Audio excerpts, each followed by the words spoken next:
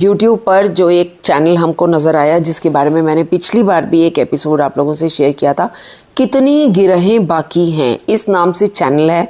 और यही कितनी गिरहें बाकी हैं एक लाइब्रेरी है ड्रामास का, जहाँ एक एक एपिसोड एक उसमें ख़त्म हो जाता है।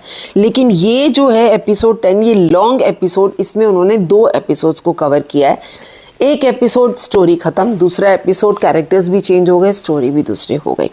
तो एपिसोड 10 की जो पहली स्टोरी है उसकी बात कर रही हूँ। उसमें खाने वाली मम्मी मुझे फिर से नज़र आई, वही वाली जो अभी हम डरसी जाती है सिला में, उसकी सिला की मदर का रोल भी अदा कर रही।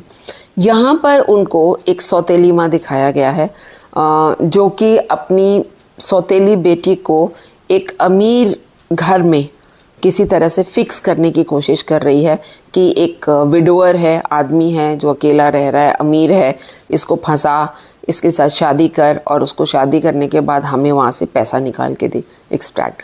तो वैसा वाला रोल में वो बहुत अच्छे से फिट हो रही थी।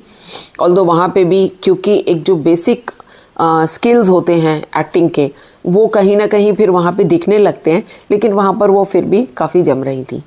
एक बहुत अच्छा मैसेज भी है इसके एंड में। बहुत से ड्रामाज में हम देखते ही हैं कि through out the drama villain जो हैं वो अपना पूरा जोर बना के बैठे हुए हैं, लेकिन लास्ट में आते आते बुरे काम का बुरा नतीजा, जैसे कर्म करोगे वैसा फल देगा भगवान, ये है गीता का ज्ञान। तो वो चीज़ यहाँ पर दिख रही है, अच्छा है। एपिसोड 10 का जो फर्स्ट ड्रामा है वो भी अच्छा है, और ड्रामा 2 जिसकी मैं बात कर रही हूँ उसमें मुझे नज़र आई बहुत नंबर लेके आने, जो हम ये सेलिब्रिटी जजेस की बात कर रही हैं, नादिया खान एक ऐसी मदर का रोल परफॉर्म कर रही हैं जो कि बहुत ही ज़्यादा अपने बच्चों के लिए पढ़ाई पढ़ाई पढ़ाई, पढ़ने के अलावा कुछ भी नहीं, आप कुछ और कर नहीं सकते, बस पढ़ाइयाँ करो, उस टाइप की मदर दिखाई हैं। और हर वक्त डंडा लेके सर के ऊपर, बेटी अगर रात को पढ़ रही है, उसको नींद आ रही है तो उसको सोने नहीं देंगी कि मैं कॉफ़ी बना के दे देती हूँ लेकिन तुम जागती रहोगी और सोओगी नहीं। बर्फ़ में पैर रख दिए जी लड़की के कि भाई बर्फ़ में पैर जाएंगे तो तुम सोओगी नहीं। बुखार है फिर भी उसको गोली दे के चल भाई स्कूल जा, छुट्टी लेना अलाउड नहीं है। इतना स्ट्रिक्ट होना बच्चों के साथ में, ये जो स्टोरी है इससे मैं वाकई में बहुत जेल करती हूँ। ये सच्चाई है, ये ज़िंदगी की सच्चाई है। मैंने खुद ऐसे बहुत से पेरेंट्स अपने आसपास देखे हैं, और सिर्फ हम पेरेंट्स को भी दोष नहीं दे सकते, हमारा समाज ही ऐसा है। पीयर प्रेशर बहुत होता है। बच्चे जब स्कूल जाते हैं, अपने टीचर्स उनकी जो हैं, जो ए ग्रेड ले रहे हैं, बच्चे जो टॉप कर रहे हैं, उनको शाबाशी देते हुए जब ये बच्चे देखते हैं जो परफॉर्म नहीं कर पा रहे, या फिर कुछ ऐसे बच्चे जो मजाक उड़ाते हैं ऐसे बच्चों का, तो ये सब देखने के बाद बच्चे खुद ही प्रेशर में आ जाते हैं। वो अंडर कॉन्फिडेंट हो जाते हैं कि हम लोग कैसे करें, हमारा तो कुछ हो नहीं रहा ज़िंदगी में। लेकिन यहाँ पर एक अच्छी भली लड़की है, she is performing well in academics, लेकिन माँ बाप का इतना प्रेशर है कि तुमको फर्स्ट आना है क्लास में। बेटे के ऊपर भी प्रेशर है और बेटी के ऊपर भी प्रेशर है, और बेटी के एग्ज़ाम्स तो हो गए, अब रिज़ल्ट भी आ गया। रिज़ल्ट में उसने टॉप भी कर लिया, लेकिन किस कॉस्ट पर टॉप किया ये देखना है आपको इस ड्रामा में। और जब मैं इसकी बात कर रही हूँ तो मैं आपको एक रियल लाइफ एग्जांपल देने वाली हूँ, अब ध्यान से सुनिएगा। मैं ऑफिस में काम करती थी और मेरे बिल्कुल सामने, हम आमने सामने बैठते थे, एक ही डिपार्टमेंट में हमारी टीम थी। उसमें एक लड़की मेरी ही उम्र की, जिसके बच्चे बड़े, एंड बेटा उसका 12th देने के बाद एंट्रेंस एग्ज़ाम्स दे रहा था इंजीनियरिंग करने के लिए, एंड 1 साल ड्रॉप करना पड़ा उसको क्योंकि उसका रैंक इतना अच्छा नहीं आया। दूसरे साल फिर से उसको देना था। तो हम आमने सामने बैठते थे और मैं उसको काफ़ी परेशान देखती थी। वो बार बार घर में फ़ोन लगाती थी, बेटे से पूछती रहती थी, बेटा दूध पी लिया, बेटा खाना खा लिया, बेटा ट्यूशन हो आए। आई मीन ऐसा लगता था कि वो यहाँ पर है ही नहीं होते हुए भी। She was all the time with her son कि मेरा बेटा उसकी पढ़ाई ठीक चल रही है या नहीं चल रही है, वो ठीक से खा रहा है या नहीं खा रहा है, क्या हुआ क्या नहीं हुआ। माँ 4:30 पौने 5 के करीब ऑफिस से निकली। हमारा ऑफिस 5 बजे छूटता था, तो 10-15 मिनट पहले ही निकल जाती थी वो। तो पौने 5 के करीब वो निकल गई और मेट्रो में थी।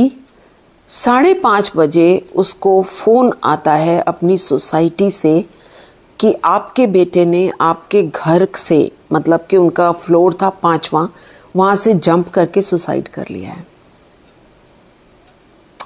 ये रियल स्टोरी बता रही हूँ मैं आपको।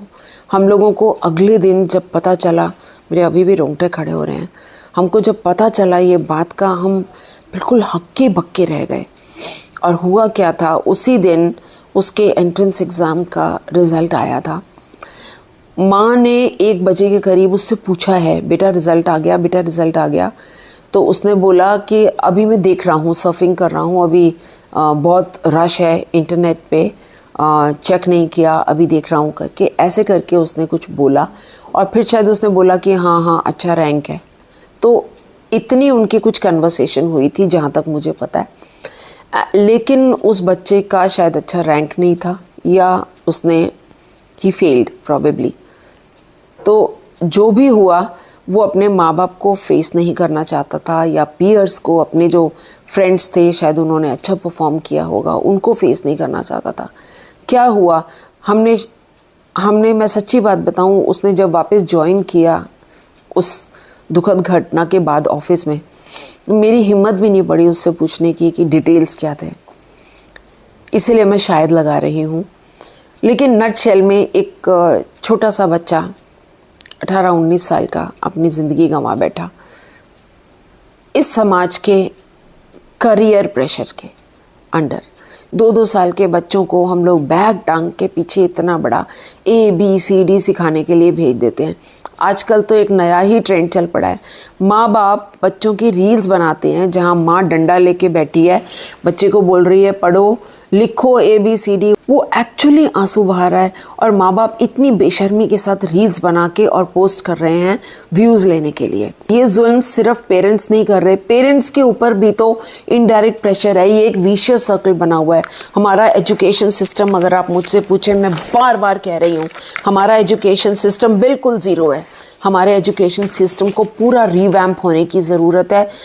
ये पढ़ाई नहीं होती, ये बच्चों के ऊपर ज़बरदस्ती का थोपना होता है। डॉक्टर बनो, इंजीनियर बनो, चार्टर्ड अकाउंटेंट बनो, MBA करो, ये डिग्री लो, वो डिग्री लो।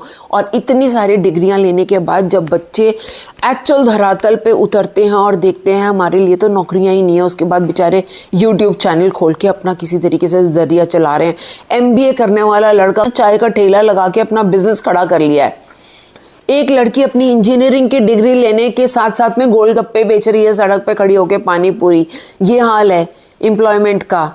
और ये सब डिग्रियां तो ले लेंगे, उसके बाद वो डिग्रियां बक्से में बंद। आधे से ज़्यादा बच्चों को नौकरियां नहीं मिलती। कहाँ से नौकरियां आएंगी? दिख नहीं रहा, सारी दुनिया AI के पीछे लगी हुई है। जो यूथ है इतनी बड़ी बड़ी डिग्रीज लेके, वो कहाँ जाएगा?